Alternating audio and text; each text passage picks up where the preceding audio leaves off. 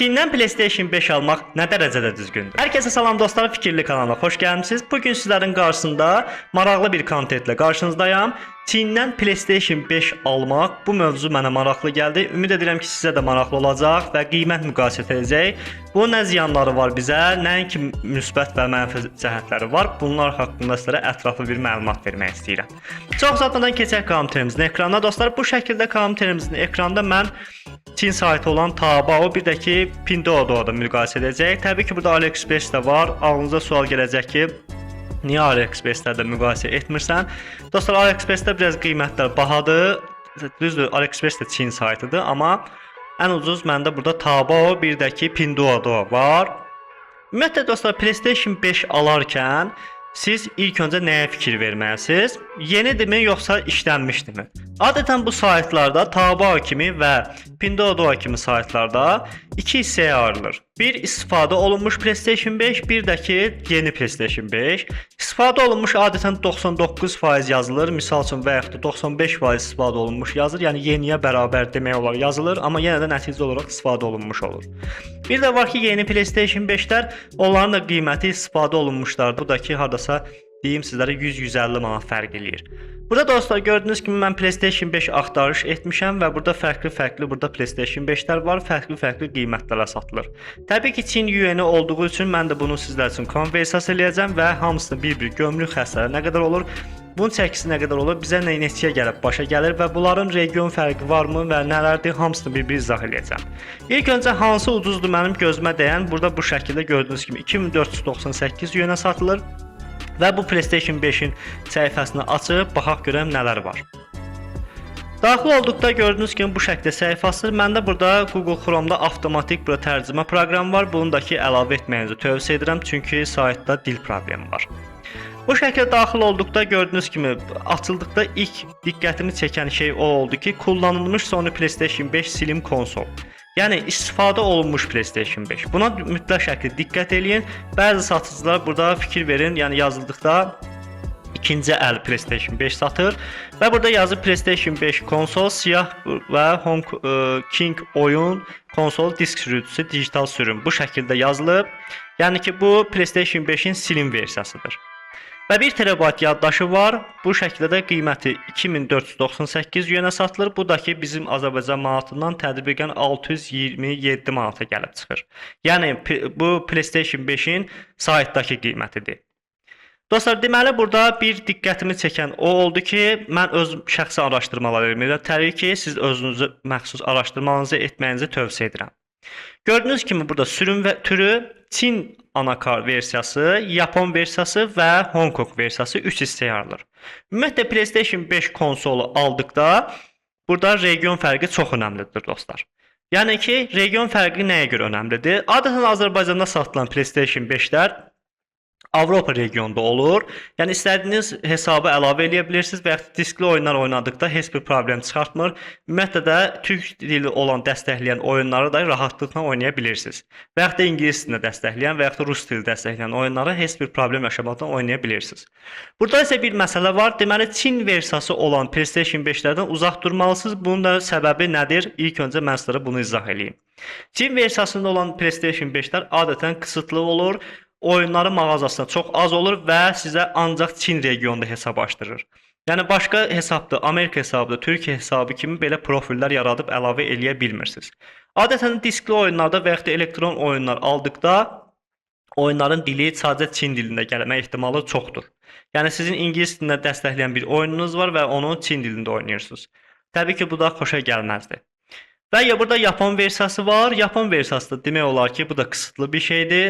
Adətən bildiyim qədərilə mağazasında ancaq Yapon kart tələb edə bilər oyun almaq üçün bu şəkildə. Düzdür, Çin markası regionuna görə biraz məhdud sayısı azdır, amma yenə də Yapon versiyası da almağına dəymir.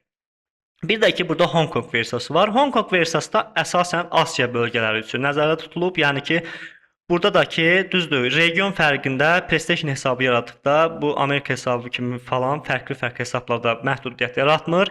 Amma yəni ən çox tərcih edilən, alınan versiya söhbətində PlayStation 5-də Avropa regionudur.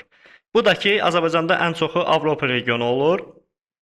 Onun üçün də burada məhsul alarkən mütləq şəkildə, yəni alırsınızsa ümumiyyətlə burdan PlayStation 5 mənim tövsiyəmdir ki, heç olmasa Hong Kong versiyasını alasınız. Yəni burada da qiymət fərqi var. Təbii ki, baxın, Çin anakartının üzərinə gəldikdə qiymət 2498 olur. Yapona gəldikdə biraz qiymət artır. Hong Kong versiyonu isə çox baha gəlib çıxır. Buradakı Hong Kong versiyonunun üzərinə gəlirik.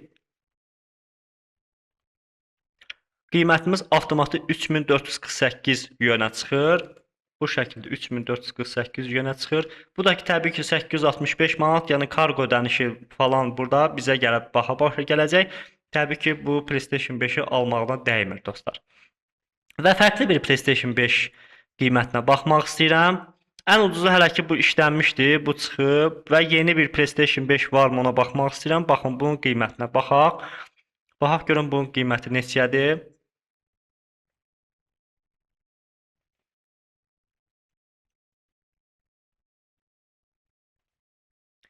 Daxil olaq səhifəmizə və burada baxaq. Dostlar, baxın, fikir verin, bu PlayStation 5-də kullanılmış oyun konsolu deyə keçir. 825 GB yaddaşı var və burada sadəcə Yapon versiyası və Çin versiyası var. Qiyməti də baha gəlib çıxır. İşlənmiş PlayStation-a bu qədər pul verməyə dəymir. Nəzərə çatdıraq ki, Azərbaycanda adətən işlənmiş PlayStation 5-lər, yəni yaxşı vəziyyətdə PlayStation 5 Slim-dən söhbət gedir. Yəni 700-800 manat aralığı tapmaq olur maksimum. Yəni bu da ki, təbii ki, Çindən almağa dəymir. İkinci əl alırsınızsa, yəni buradan alsınız daha yaxşıdır. Bu şəkildə isə bunun qiymətini burada görürsünüz dostlar, 2628 yuandır. Bunun da qiyməti 2628 yuan qaldı. Yəni 659 manat qeyd olunur. Təbii ki, bunun kargo ödənişi də var. Yəni burada sizə bu qiymətə gəlib çıxmır. Tutaq ki, bu məhsulun qiyməti mən sizlərə burada müqayisə eləyək. 659 manatdır və siz ilk öncə kargonusunu hesablamalısınız. Təbii ki, bu ağır bir məhsul olduğu üçün kargosu da kifayət qədər sizə məbləğ gələcək. Bu da ki, adətən mən burada kargoların səhifəsinə daxil olduqda burada gördüyünüz kimi tarifələrin bölməsi var. Hansı ölkədən siz məhsul gətirirsizsə, misal üçün siz Çindən daşınma edirsinizsə, Çini seçirsiniz. Çində isə burada standart məhsulların burada gördüyünüz kimi tarifələri qeyd olunub. Təbii ki, bu kargo şirkətindən kargo şirkətinə dəyişəcək. Yəni bu hansı kargo şirkətində daha sərfəlidir, onu özünüz seçəcəksiniz. Mən burada BİM-X kargoda misal olaraq göstərirəm. Təbii ki, bu bir reklam deyil. Bu şəkildə gördüyünüz kimi 0,1-dən 0,25-ə və 0,7 kiloqramdan 1 kiloqrama qədər 16.98 manat təşkil edir. Yəni 9 manat 99 10 dollar təşkil edir. 1 kiloqramdan 10 kiloqrama qədər olan məhsul isə, yəni ki, burada çəkiyə görə yazıb dostlar. Çəkiyə görə 10 dollar alınır. Təbii ki, bu PlayStation 5-lər ağır olduğu üçün, baxın, misal üçün bu PlayStation 5-imiz PlayStation 5 Pro gedir dostlar. Yəni Slim konsol gedir. Burada gəldikdə 4 kiloqrama qədər çıxa bilər. Bu da ki, bizə gəlib oturacaq 4 kiloqrama görə. Çəkiyə görə, yəni ki, burada hesablasaq ki, bu məhsulun 1 kiloqrama görə 10 dollar, yəni 17 manat gəlir. 4 kiloqramı vururuq 17 manata. Yəni tədbiqən 68-70 manat, yəni 100 manata qədər çıxa bilər. Bu təbii ki, ölçüyə görə, qutuya görə bu çəkilər dəyişilir. Yəni yuvarlaq bir rəqəmdə buna 100 manat deyək və bu məhsulumuzun qiyməti neçədir? 660 manat, 68-100 manat bunun kargosu olsun. Üstə gəlsin 660 manat. Tədbiqən bu məhsulumuz 760 manata çıxır. Burada isə əlavə bir xərc də var. Onu da sizə bildirim. Gömrük xərcləri. Gömrükdə bildiyiniz kimi 300 dollar limitini keçdikdə, yəni bu da bizim pulundan tədbiqən 510 manat edir. 510 manat, yəni ki, limiti keçdikdə əlavə rüsum ödəyirsiniz. Bu da necə hesablanır? Təbii ki, gömrük proqramına daxil olursunuz. Bunu telefondan da yoxlaya bilərsiniz və yaxud da siz səhifəsindən də daxil ola bilərsiniz. Kanalımızda da kifayət qədər bununla bağlı video var, yəni necə qeydiyyatdan keçmək olar və bəyan etmək olar, hansısa məhsulu gətirmək olar, hamısını izləyə bilərsiniz. Burada gördüyünüz kimi yeni mal əlavə et bölməsinə bir kərə klik edirəm. Yeni mal əlavə etdikdə burada alt qrupu, yəni ki, mən burada rastgele seçirəm dostlar, elektronika seçirəm və burada siz PlayStation gətirirsə PlayStation-ı seçə bilərsiniz. Yəni ki, hesablamaq üçün edirəm. Invoice qiyməti burada bizdə valyuta nədirsə, Çin pulundan gətirirsə Çin yuanı yazırsınız. Çin yuanı şəkildə bu şəkildə yazıram. Yəni məhsulumuz 2628 yuana gəldiyi üçün 2628 bu şəkildə daşınma xərci də ki, atıram ki, dostlar 50 dollar, misal üçün deyirəm. Təbii ki, bu dəyişilə bilər. Yəni qabaqsan tam dəqiq bir şey demək olmur. Kargo dəyişkənlik göstərir. Yəni məhsulun ölçüsünə görə, uzunluğuna görə kargo dəyişilə bilər. Miqdar da bir ədəd seçirəm və iləri düyməsini sıxıram. Burada gördüyünüz kimi mən ay ərzində limiti keçdiyimə görə məndən burada əlavə daşınma xərci alır. Cəmi ödəyəcəyin rüsumlar 133 manat təşkil edir. Təbii ki, məhsulumuz da ki, bizə 760 manata karqonla bir yerdə oturduğu üçün üzərinə də gəlirik 133 manat. Və bu məhsulumuz bizə gəlib çıxır 893 manat, yəni hardasa 900 manata. 900 manata görə bu PlayStation-ı gətirməyə dəyərmi? Mənim şəxsi fikrimcə yox dostlar. Çünki həm istifadə olunmuş PlayStation 5-i düzdür, nə qədər ki bir yenilənmiş kimi olsa da, yəni ki çox az istifadə olunmuş olsa da 900 manat buna verməkdənsə buradan gedib 700 manata 2 dənə pultla PlayStation 5 700-800 manat arasıdır. Yəni bəzən 600 manata da tapmaq olar, almaq daha məntiqlidir. Burada nəticə çıxır ki, PlayStation 5 tabu adında almaq məntiqli deyil, çünki region probleminə görə riskə də dəyməz. Adətən Çin regionu olur. Çox adam Çin regionu ucuz olsun deyə seçir. Yəni mən burada ən ucuzu Çin regionu seçdim. Təbii ki, burada sual yaranır ki, Çin regionu niyə ucuzdur? Bayaq da izah etdiyimə görə Çin regionlu olan PlayStation 5-lər problemli olur. Region problemi olduğuna görə adətən bu satılmır və yaxud da almağınızı tövsiyə eləmirəm. Heç qaldı ki, buna bu pulu verməkdənsə Avropa regionu olan PlayStation 5 almaq daha məntiqlidir. Bu şəkildə. Yəni nəticə olaraq tabu adala ucuz PlayStation 5 almaq ümumiyyətlə məntiqli deyil. Həm region problemi var. Baxın, gördüyünüz kimi yeni satılan PlayStation 5-lər adətən qiymətləri çox baha olur. Gəlib 1000-1200 manata kimi gəlib çıxır dostlar. Burada gömrük rüsumlarını da hesablamağı unutmayın. Gömrük rüsumlardakı 300 dolları keçdikdə əlavə burada baxın gördüyünüz kimi ithal gömrük rüsumu 45 manat hesablanır. Əlavə ƏDV-si və gömrük yığımları elektron xidmət haqqı da 10 manat təşkil edir. Bu rüsumu ödəyirsiniz və daha sonra məhsulunuz sizə gəlib çıxır. Gəlin indi isə Pinduoduo müqayisə eləyək. Baxaq görək Pinduoduo'da qiymətlər nələrdir və orada versiyonlar necə olacaq. Dostlar, daxil olduq Pinduoduo proqramına. Səhifədə kompüterdən açdığımda problem çıxdığına görə mən telefondan açmışam. Bu şəkildə gördüyünüz kimi telefonda da PlayStation 5 axtarış etdi. Təbii ki, bu Pinduoduo'da dil problemi var. Çin dilində gəlir. PlayStation 5 axtardıqda tabuya görə biraz Pinduoduo daha ucuz gəlir və qiymətlər də bu şəkildə listelənib. İlk sırada çıxan, yəni endirimli PlayStation 5-imizə daxil oluruq və burada gördüyünüz kimi bu PlayStation 5-imizin qiyməti 2425 yuendir və burada tərcümə edirik. Baxın 2425 yuan, yəni 600-800 manata. Hardasa 40-50 manat tabudan fərqi var. Bu şəkildə daxil olub və baxaq görək burada nələr var. Təbii ki, bunu da tərcümə etməyinizi tövsiyə olunur. Bu şəkildə gördüyünüz kimi. Burada Pinduoduo'da burada səbətə əlavə etmə bölümü var. İlk öncə bunu seçəndə burada gördüyünüz kimi fərqli seçənəklər çıxır. Bunu ekranı screen edib və yaxud da buradan bu şəkildə mən screen edib və tərcümə etdikdə görürük ki, burada da dostlar 3 versiya var. Çin versiyası, Yapon versiyası və Hong Kong versiyası. Yəni bu da nəticədə göstərilir ki, Çində satılan PlayStation 5-lərdə ümumiyyətlə yəni Avropa versiyonu yoxdur. Yəni ancaq bu versiyonlar var. Təbii ki, bu versiyonlu PlayStation 5-lər almaq risklidir dostlar. Yəni ki, yenə deyirəm, region qısıtlamaları var. Onun üçün də bizə problem yarada bilər.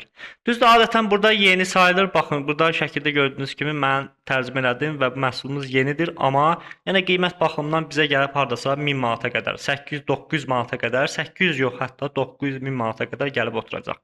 Kargo pulunu tədbirən bunda da 100 manat hesablasaq, bu məhsulumuzda gömrükdə də hesabladıq. Dostlar, gördüyünüz kimi gömrükdə də hardasa, baxın burada mən hesablamışam.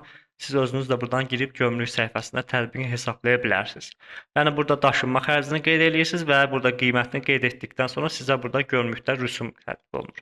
Yəni hardasa 140-120 arası hesablayaq bunda. 120-100 arası hesabladıqda bu məhsulumuz da bizə gəlib aşağı-yuxarı çıxacaq 800-900 manat aralığında.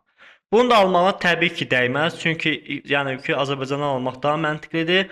Harda almaq olar ki, bəlkə qiyməti olsaydı heç olmasa 300-400 manat, bu gəlib çıxarsa 500 manata, yəni ki, heç olmasa diskli oyunlar oynamaq üçün bu şəkildə. Nəticə olaraq dostlar, burada məlumata öz araşdırmalarıma uyğun olaraq burada canlı işləri araşdırma etdik. Çindən ümumiyyətlə PlayStation 5 almaq mənim şəxsi fikrimcə sərfəlidir və tövsiyə olunmur. Çünki burada dostlar əlavə problemlərin də biri də qarşınıza çıxacaq ki, PlayStation 5-də hər hansısa bir problem çıxdı, bunun qarantiyası yoxdur. Və yaxud da siz bu saytları geri qaytarmaq istəyəndə əlavə xərclər də çıxa bilər. Yəni ki, uzun müddət çəkə bilər ki, siz bunu geri qaytarıb pulunu ala biləsiniz. Amma burada yerdə bazardan misal üçün 1100, 1200 manata aldıqda bu PlayStation-ı sizə qarantiya da verirlər. Səhv eləmirəmsə 1 il müddətində olur qarantiyası və yaxud da 6 ay müddətində sizdə hər hansı bir PlayStation 5-də problem çıxdı, gedib dəyişdirə və yaxud da düzəltdirə bilirsiniz. Nəticə olaraq yəni ki, Çindən ümumiyyətlə PlayStation 5 almaq məntiqli deyil. Gələcək videomuzda ola bilər ki, siz istəsəz kommentlər bölməsinə yazın. Siz bu fikir eBay-dan ümumiyyətlə PlayStation almaq və yaxud da PlayStation 5 yox, PlayStation 3 və yaxud da PlayStation 4 almaq məntiqlidirmi? Bunlar haqqında da müqayisə videosu gələ bilər. Siz də kommentlər bölməsinə yazın dostlar ki, həqiqətən buradan PlayStation almaq sərf eləyirmi? Yazın kommentlərə və yaxud da içinizdə PlayStation 5 alan olubmu buralardan? Hansı problemləri çıxıb qarşısına? Kommentlərdə fikirlərinizi bildirin. Təbii ki, gələn videolarda da əgər istəsəz PlayStation 3 haqqında da Çindən PlayStation 3 almaq və yaxud da Çindən PlayStation 4 almaq bunlar haqqında video gələ bilər. Bu şəkildə videomuz bu qədər idi. Dostlar, xahiş edirəm kanalımıza abunə olun və bizə maksimum dəstək olun ki, belə videolara sizlərin qarşısında olaq. Təqdim etdiyi fikirli kanalı.